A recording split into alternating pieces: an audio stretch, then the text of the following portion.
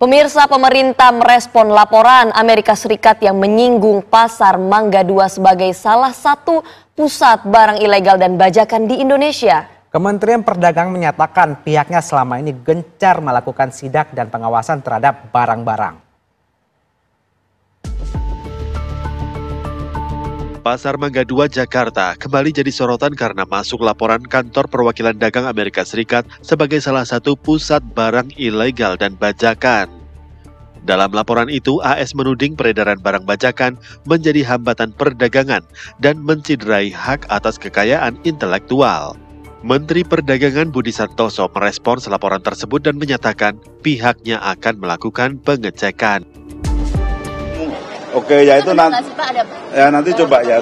Ya tapi pada prinsipnya kan memang Amerika juga pengen haki segala macam itu kan memang harus ditegakkan ya. Masalah itu nanti kita cek dulu. Tapi pada prinsipnya dengan Amerika atau dengan manapun, ya negara manapun hak seperti itu harus ditegakkan.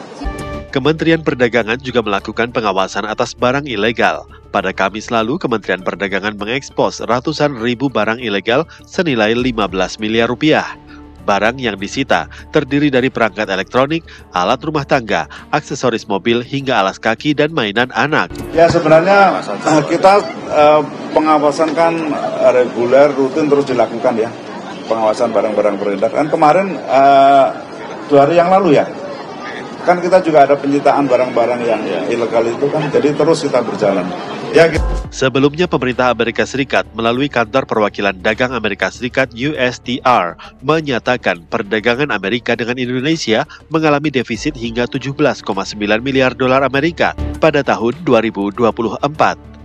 Angka ini naik 5,4% dari tahun sebelumnya di 2023.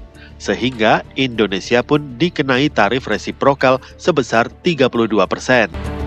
Salah satu masalah yang disoroti pemerintah Amerika Serikat adalah peredaran barang ilegal di Indonesia.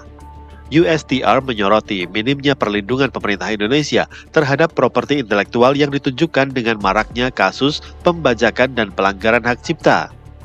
Bahkan laporan ini secara spesifik menyebut pasar Mangga 2 di Jakarta yang masuk dalam daftar Review of Notorious Markets for Counterfeiting and Piracy 2024. Menanggapi hal itu, Kementerian Perdagangan mengungkap pelanggaran hak cipta seperti pemalsuan merek baru dapat ditindaklanjuti jika ada laporan resmi dari produsen atau pemegang merek. Dari Jakarta, tim TV One mengabarkan.